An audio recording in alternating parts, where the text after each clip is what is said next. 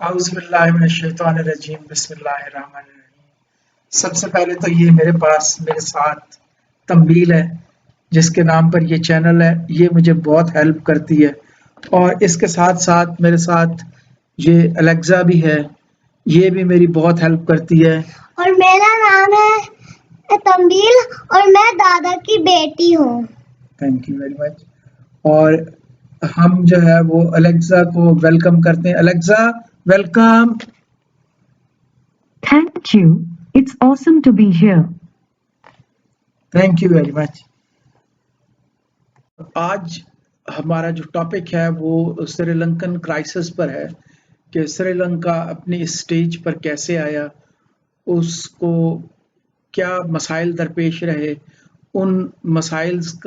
ان problems کا پاکستان پہ کس طرح مماثلت ہے، اور اس کے اثرات پاکستان پر کیا ہو سکتے ہیں، اور ہمیں کس طرح ان کو اوائڈ کرنا ہے۔ تو یہ چیزیں ہم اس میں دیکھیں گے، یہ ہمارا مین فوکس ہوگا۔ تو سب سے پہلے ہم دیکھتے ہیں کہ سری لنکا ان کرائسس میں کیوں آیا۔ تو ہم اچھی طرح جانتے ہیں کہ بیفور 2009 جو سری لنکا کے کرائسس تھے وہ سول وار کے تھے۔ It was facing civil war in Jaffna اور ادر ایریا۔ تو 2009 کے بعد وہ سول وار ختم ہوئی، اور اس کے بعد جو ہے وہ ملک اکنامک ڈیولپمنٹ کی طرف جا رہا تھا، بہت اچھا جا رہا تھا۔ اور پھر اس کے جو پریزیڈنٹ ہیں وہ حکومت میں آئے، اور انہوں نے سب سے پہلا جو ڈیسیژن لیا، یا سب سے پہلا ڈیسیژن جس ڈیسیژن نے ان کی معیشت کو متاثر کیا وہ تھا آرگینک فوڈز۔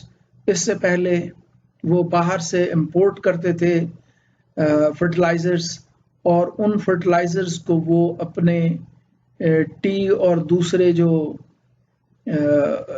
ایگریکلچر پروڈکٹس ہیں ان میں یوز کرتے تھے۔ تو 2 سال پہلے انہوں نے یہ ڈیسائیڈ کیا کہ ہم آرگینک فوڈز کی طرف جائیں گے، آرگینک فوڈز بنائیں گے۔ تو جس کی وجہ سے انہوں نے یہ کیا کہ جو فرٹیلائزرز تھیں ان کی امپورٹس ختم کر دیں۔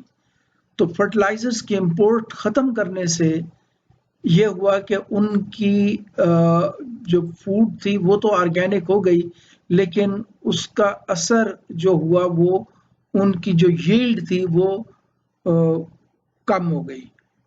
مطلب اگر if they were producing 100 ton of tea, they started producing half of it, I mean 50 ton۔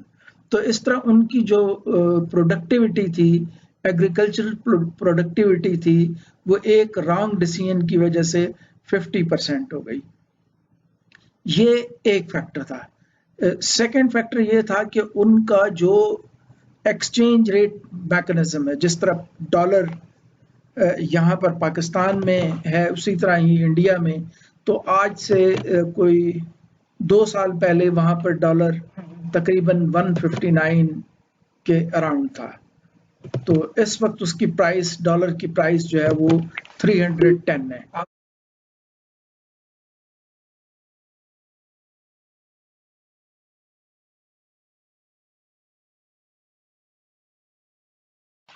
ایک تو ہم نے دیکھا کہ پرائسز بڑھی، دوسری طرف اپنی پروڈکشن، ان کی جو فوڈ کی پروڈکٹیوٹی تھی، جو کلچرل پروڈکٹ کی پروڈکٹیوٹی تھی وہ کم ہو گئی 50%۔ سیکنڈ آسپیکٹ اس کا تھا رشیا یوکرائن وار۔ تو رشیا یوکرائن وار میں جو رشیا ہے وہ تقریباً 18% ویٹ پروڈیوس کرتا ہے تو ٹوٹل ورلڈ کی، جبکہ اسی طرح ہی تقریباً 15% جو ویٹ پروڈیوس ہوتی ہے وہ یوکرائن میں ہوتی ہے۔ یوکرائن اور رشیا وار کی وجہ سے رشیا کی پروڈکٹس ہم خرید نہیں رہے، دنیا خرید نہیں رہی، ان کو انہوں نے بین کیا ہوا ہے، جبکہ جو یوکرائن کی پروڈکٹ ہیں وہ وار کی وجہ سے بہت زیادہ متاثر ہوئیں، اور اس طرح ویٹ کی اوورال پروڈکشن میں کمی ہوئی، جس کی وجہ سے یا ان کی ایگریکلچرل پروڈکٹس دوسری جو ہیں ان میں کمی ہوئی، اور وہ کمی کی وجہ سے all over world food shortage ہوئی، جس کی وجہ سے آل اوور ورلڈ پرائسز بڑھی۔ تھرڈ آسپیکٹ جو تھا، تو ان پرائسز نے یقیناً جس طرح دوسرے ملکوں کو متاثر کیا ہے، اسی طرح سری لنکا اور پاکستان کو بھی متاثر کیا۔ جو تیسرا اہم نقطہ ہے وہ یہ ہے کہ جیسے ہم نے بتایا کہ ڈالر جو ہے وہاں پر 310 سری لنکن روپیز کے برابر ہے، تو اور یہ ڈالر بہت تیزی سے اس کی پرائسز بڑھی ہیں۔ اچھا، گورنمنٹ نے اس کو تقریباً فکس کیا ہوا تھا $1 از ایکولنٹ ٹو لائک 154 یا 200 روپیز۔ تو جو مارکیٹ میں ڈالر کی پرائس تھی وہ ڈفرینٹ تھی، جو آفیشیل ریٹ تھا وہ ڈفرینٹ تھا۔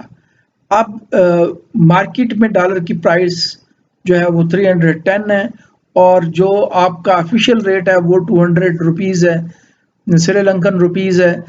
تو جو باہر سے جو فارن فنڈز آ رہے ہیں، جو سری لنکن امیگرنٹ ہیں، جو رقوم بھیج رہے ہیں، وہ اگر سرکاری سورس سے یا گورنمنٹ سورس سے وہ پیسے بھیجیں تو ان کو جو سری لنکن روپیز ملتے تھے وہ 200 ملتے تھے، جبکہ وہ ان آفیشیل چینل سے بھیجیں، ہنڈی وغیرہ سے بھیجیں تو ان کو وہ 310 روپیز ملتے تھے۔ تو لوگوں نے یہ پریفر کیا کہ وہ جو گورنمنٹ ایکسچیکر ہے اس کے تھرو نہیں بھیجیں گے، اور انہوں نے حوالہ اور ہنڈی کے تھرو پیسہ بھیجنا شروع کر دیا۔ اس کا نتیجہ یہ ہوا کہ گورنمنٹ کے پاس جو ڈالر ہے وہ کم ہو گیا۔ اب ڈالر میں جو دوسرا پرابلم ہے کہ وہ ہم نے جو باہر سے سامان منگوانا ہے، لائک وہ جو ہے چاہے تو ایکسپورٹ کرتے ہیں، لیکن وہ بہت ساری چیزیں امپورٹ کرتے ہیں۔ جیسے کہ میں نے بتایا کہ وہ فرٹیلائزرز امپورٹ کرتے تھے، تو فرٹیلائزرز کا اگر سپوز پیسہ دینا ہے، یا اس کے علاوہ دوسری جو پروڈکٹس ہیں جن کو وہ امپورٹ کر رہے تھے، ان کے لیے پیسہ دینے کے لیے نہیں تھا۔ تو سیکنڈ جو مین وجہ تھی وہ یہ تھی کہ پروڈکٹیوٹی ان کی اپنی خراب ہوئی، اس وجہ سے کہ انہوں نے آرگینک فوڈ یوز کرنے کی انسٹرکشنز دی تھی۔ دوسرا پروڈکٹیوٹی کو متاثر کیا all over the world Ukraine اور رشین وار نے۔ تیسرا جو تھا، ان کے جو پیسہ تھا وہ حوالہ اور ہنڈی کے ذریعے آنا زیادہ شروع ہو گیا، اور جو آفیشیل سورسز تھے ان کے ذریعے پیسہ آنا بہت کم ہو گیا۔ تو یہ وہ بنیادی طور پر فیکٹرز تھے جس کی وجہ جن میں زیادہ تر ڈیسیژنز وہ لیے تھے اس پریزیڈنٹ نے۔ اچھا، جو چوتھا میجر فیکٹر تھا اس میں ایک یہ تھا کہ جو فنڈز آتے تھے سری لنکن کے لیے، تو سری لنکا ایک ٹورزم اس کا ایک مین ارننگ سورس تھا۔ Like 20% of foreign reserves they use to come from the tourism. ان کی جو اکانومی میں ٹورزم بہت زیادہ اہم رول پلے کرتا تھا۔ اب ٹورزم کے ساتھ یہ ہوا کہ خاص طور پر 2020 کے پینڈیمک میں ٹورزم نے بہت زیادہ آل اوور دا ورلڈ وہ اس صنعت کو، ٹورزم کی انڈسٹری کو متاثر کیا۔ لیکن اس کے ساتھ یہ بھی ہوا کہ تھوڑا بہت جو ٹورزم تھا، تو 2021 میں یہ ہوا کہ ایک ٹیررسٹ اٹیک ہوا۔ اس ٹیررسٹ اٹیک میں بہت زیادہ جو فارن لوگ تھے، جو ٹورسٹ تھے، ان کا انتقال ہو گیا، ان کی ڈیتھ ہو گئی۔ یہ تقریباً 260 کے قریب جو اس ٹیررسٹ اٹیک میں، اس بم ایکسپلوژن میں لوگ مارے گئے، اور ان میں سے بہت زیادہ جو تھے وہ فارنر تھے۔ تو اس کی وجہ سے جو فارنرز تھے انہوں نے ٹورزم جو سری لنکا کی طرف تھا اس کو بند کر دیا۔ سری لنکا کی طرف ایک تو ٹورزم ویسے بند ہو گیا، لیکن سری لنکا کے ساتھ ساتھ یہ پرابلم ہوا کہ جب ان کے ساتھ یہ کرائسس ہوئے اکانومی کے تو لوگوں نے بھی جانا بند کر دیا. Like I am a tourist as well. تو میں بھی پلان کر رہا تھا کہ میں جولائی میں وہاں پر سری لنکا اور ملائیشیا کا وزٹ کروں گا، لیکن آپ کو انسرٹن صورتحال کی وجہ سے وہاں پر میرا جانا مناسب نہیں تھا، کیونکہ وہاں پر ٹرانسپورٹ کے مسائل ہیں. تو اس وجہ سے جو ٹورسٹ انڈسٹری تھی وہ بھی فلاپ ہو گئی. 20% 25% آپ کے ریزلٹس وہاں سے گر گئے. تو اس طرح شارٹیج اوور آل جو ڈالر کی شارٹیج ہوتی گئی، اور اس کی وجہ سے جو فوڈ آئٹمس تھے ان کی پرائسز زیادہ ہوتی گئیں اور انفلیشن بڑھ گئی. تو اس انفلیشن کی وجہ سے ان کی اکانومی مکمل طور پر تباہ ہو چکی ہے. اچھا، جو ڈیسیژنس تھے اس میں پرائم منسٹر نے تو یقیناً ان کے ریزائن کر دیا تھا مئی میں، لیکن جو پریزیڈنٹ تھے انہوں نے ریزائن نہیں کیا تھا. تو اب ان کی پارلیمنٹ، ان کی جو پریزیڈنسی ہے اس کے اوپر بھی ریسنٹلی اٹیک ہوا ہے، اور وہاں سے پریزیڈنٹ کو البتہ نکال لیا گیا. لیکن یہ ہے کہ لوگ جو ہے وہ پریزیڈنٹ پیلس میں داخل ہو گئے. یہ صورتحال ایک ایسی ہے جہاں پر انارکی یا سول وار کی طرف سری لنکا جا رہا ہے، اور جس میں آئی ایم ایف کو فوری طور پر اس کی مدد کرنی چاہیے، اگرچہ آئی ایم ایف اس کی مدد کرنے کے لیے نیگوسیشن میں کے لیے وہاں پر موجود ہے، لیکن اس وقت جو سری لنکا ہے اس کے حالات کافی زیادہ خراب ہیں. اچھا، سری لنکا کے حالات خراب ہونے کے ساتھ ساتھ ہم یہ دیکھتے ہیں کہ اس میں پاکستان کے پر کیا اثرات مرتب ہوں گے. جس طرح سری لنکا میں حالات خراب ہیں، اسی طرح ہی پاکستان کی سچویشن بھی ایگزیکٹلی یہی ہے.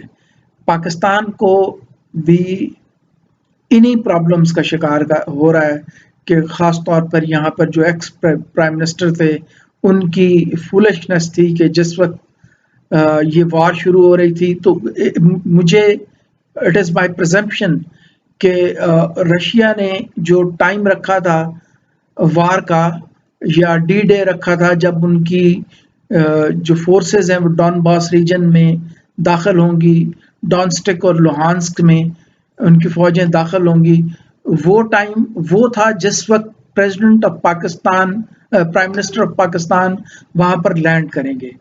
اس کی میں پہلے بھی ریزن بتا چکا تھا، اس لیے کہ Pakistan was a main pillar, a main contributor in the defeat of Russia in 1989، جس کی وجہ سے رشیا جو ہے ٹوٹ کے ٹکڑے ٹکڑے ہو گیا تھا اور کولڈ وار کا اختتام ہوا اور برلن وال گر گئی تھی.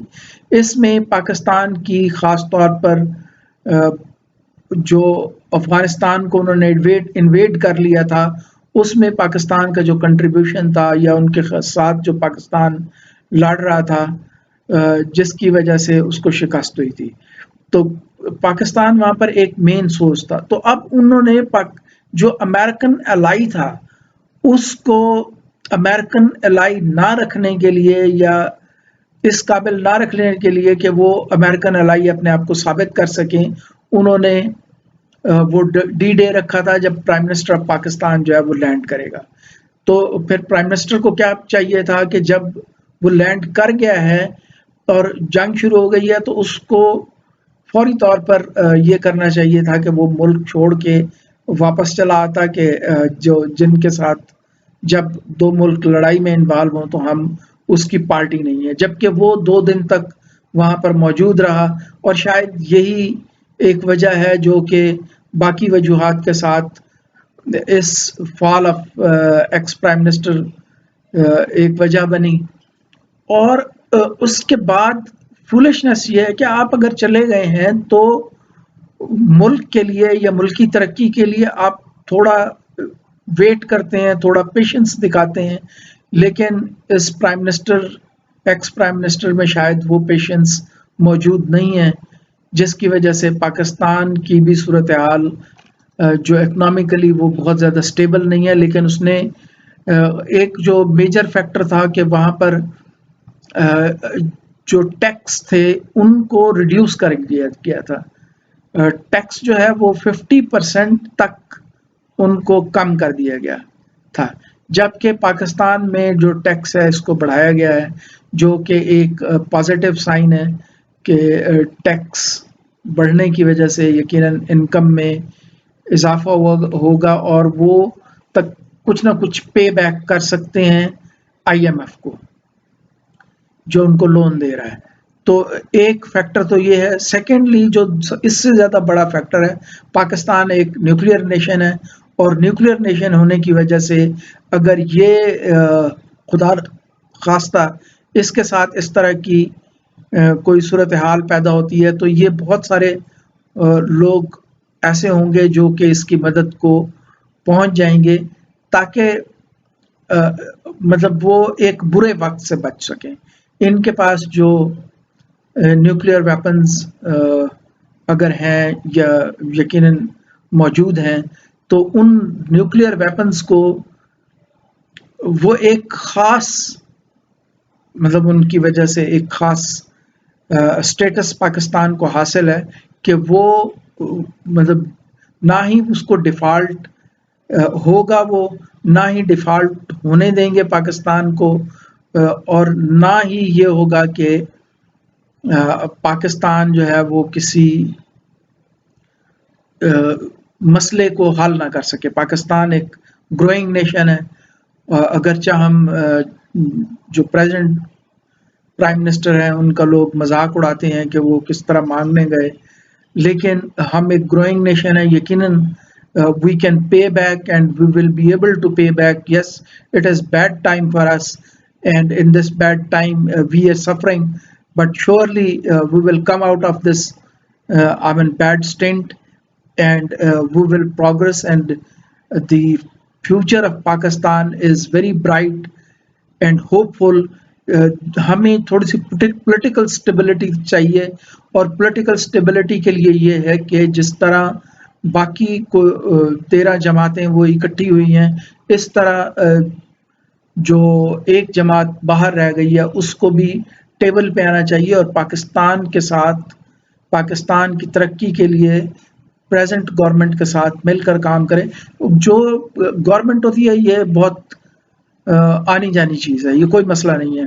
پریزنٹلی جو میرا اگلا ٹاپک بھی ہوگا، بورس جانسن اس کی گورنمنٹ گئی ہے، وہ تو بڑے آرام سے چپ کر کے چلا گیا، اس نے ریزائن کر دیا۔ یقیناً جب تک نیا پرائم منسٹر نہیں آتا وہ رہیں گے، لیکن جو فیوچر میں جو اس وقت تک وہ پرائم منسٹر رہیں گے، لیکن جیسے ہی پرائم منسٹر آ جائے گا تو وہ چھوڑ کے گھر چلے جائیں گے۔ میں آپ کا بہت شکر گزار ہوں، ضرور میری ویڈیوز کو دیکھیں، اور یہ آپ کو بہت ان ڈیپتھ انالیسس دیتی ہیں۔ خاص طور پر میری اس کے اوپر ریڈرشپ مجھے کافی کرنی پڑتی ہے، جس کی وجہ سے میں کافی عرصے بعد ویڈیوز جو ہے میری آتی ہیں اس طرح کی۔ تو اگلا جو ہم وہ کریں گے وہ کریں گے بورس جانسن کی حکومت کیوں گئی، وہ اس نے پرائم منسٹرشپ سے کیوں ریزائن کیا، اور ان کے اوپر کیا، اور نیکسٹ پرائم منسٹر ان کا اپروکسیمیٹلی اس کو ہم دیکھیں گے کہ وہ کون ہو سکتا ہے۔ تھینک یو ویری مچ۔ میرے چینل کو سبسکرائب کریں اور میری ویڈیوز کو دیکھیں۔ Thank you very much.